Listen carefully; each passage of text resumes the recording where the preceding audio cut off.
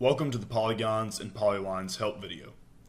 This video is designed to provide additional detailed instruction for how to complete the Polygon and Polyline steps in Tutorial 1. These are challenging steps within Tutorial 1, and the tips provided in this video should be able to help you do these steps better in the tutorial and in future applications outside the tutorial. We will address issues with zooming, exiting the tools, and deleting and redoing polygons and polylines. Let's get started. When we get to the prescription editor window, we notice that the view is zoomed to see the entirety of the field plus a sizable amount of boundary or cushion, whatever you would like to call the area outside of the field that is displayed. From this perspective, it is quite challenging to count combine passes from the yield data in Tutorial 1. As mentioned in the tutorial, we need to rezoom the window in order to properly count harvest passes and set up our experiment. The Zoom to Box tool is one great feature to do just that. In most cases, this tool will work pretty effectively for you to select the area of the field that you would like to focus on. It will add a little buffer room to each side of the zoomed area, so I would advise you to select a slightly smaller area than the exact area that makes up the treatment plot area. This will ensure that you get as close as possible to the region you would like to zoom to.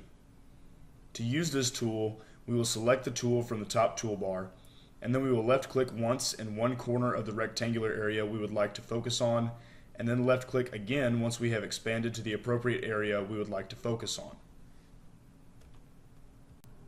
Once you have zoomed in using the Zoom to Box tool, the zoom perspective will stay the same until it is otherwise changed. You can use the drag tool to reposition this zoom perspective over another part of the field if you need to. If you are unsatisfied with the zoom perspective that you have obtained, there are several courses of action you can take. If you need to zoom in closer to the area of the field you are interested in, you can either use the Zoom In button to zoom farther in on the center of the selected area, or you can use the Zoom to Box button again. If you would like to zoom out but still focus on the same area of the field, you can use the Zoom Out button to view more of the field around the center of your focus area. If you would like to completely zoom out and reset the zoom perspective to its original condition, you can use the Zoom World button that has a globe with a magnifying glass. Zooming out to this perspective will allow you to restart the entire process. The two most important things to remember when zooming for the purposes of creating a prescription are: 1. That you should zoom in to a point that you are clearly able to identify the exact area that you want to make your prescription for, and 2. That your zoom window should include the entire area that you want to make your prescription for. This is because once you have started making a polygon to identify your prescription area, you cannot reposition your zoom view of the field and resume making your polygon from where you were. I will demonstrate this here.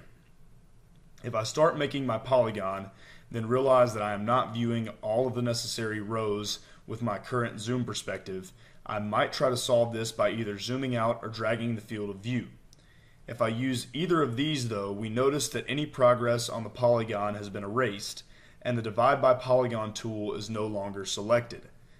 Though this may be frustrating, once you have corrected the zoom's field of view, it is simple to reselect the Divide by Polygon tool and restart the polygon. To use the Divide by Polygon tool, we need to select the tool from the Divide tools in the menu on the right of the map window. Once this tool is selected, to start the polygon, we need to left-click on the point in the field where we want to locate one of the corners of the plot area. Then we will left-click at all other corners of the plot area until the last corner. For the last corner, we will right-click at the point where it should be placed. This will complete the polygon. It is possible that at this point you will not be able to see or clearly distinguish the polygon. If this is the case, there are likely two possible causes. The first is that the boundary layer is too transparent. When the boundary layer is too transparent, there may not be enough contrast between the green of the field in most satellite imagery and the black of the polygon outline for the polygon to show up clearly. To fix this problem, we simply need to go to the transparency slider in the bottom left-hand corner of the prescription editor window and increase the transparency percentage. When we do this, we should see the polygon outline more clearly. If this does not make the polygon outline appear more clearly, or if the transparency percentage was already at a high value, then there is likely a different problem. When the polygon outline fails to form, it is likely that the boundary layer for the field was not properly added to the map and therefore was not selected as the reference layer for the prescription map. To add the boundary layer to the map we are using for this prescription, we would need to close the prescription editor window and return to the main window. If you need instruction on how to do this, please refer to steps 8 through 11 in the written tutorial for lesson 1 or to the walkthrough video for the tutorial beginning at 4 minutes and 15 seconds. Once we have created and are able to clearly view the polygon, we need to confirm that the polygon is acceptable to continue using for the prescription map. If it is not acceptable, for example, if it does not include the correct number of yield data rows, then the simplest way to erase the polygon is to press the undo button. We will press the undo button here, and we see that the polygon outline disappears. To re-outline the polygon, first we will reselect the Divide by Polygon tool and then follow the same process used earlier. Now we are satisfied with the outcome of our polygon. Since we are satisfied, we want to exit the Divide by Polygon tool. In order to exit the tool, we will need to go to the top left corner of the window and select the Reset Cursor button. This will end the use of any tool selection and therefore will end the use of the Divide by Polygon tool. Next, we need to divide the polygon into subplots using the Divide by Polyline tool. To begin using the Polyline tool, we will select the Divide by Polyline tool from the Divide Tools section of the menu on the right side of the map window. Once the tool is selected, the first thing we need to do is figure out where the first dividing line should be placed. When we have determined where the line should be placed, in this case 2 data rows in from the western boundary of the polygon, we will left-click outside the polygon and then drag the cursor such that the line is formed appropriately along the dividing line that we want. We will continue to move the cursor along the appropriate line until the cursor is outside the polygon area. At this point, if the line is correct, we will right-click and the polyline will form and be fitted to the dimensions of the polygon. If we accidentally left-click outside of the polygon instead of right-clicking to end the polyline, and notice the line continuing to form as we move to the start of the next polyline, we need to terminate the formation of this polyline.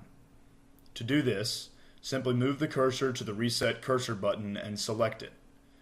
The progress on that polyline so far will be deleted. We will then reselect the Divide by Polyline tool and reform the line, right-clicking outside of the polygon to end the polyline. It is important after forming each polyline that we verify it has been placed correctly. Going back to delete polylines after many of them have been formed is quite tedious, so it is best to verify the acceptability of each polyline before proceeding. Similarly to erasing an incorrectly formed polygon, it is easiest to erase an incorrectly formed polyline by selecting the Undo button.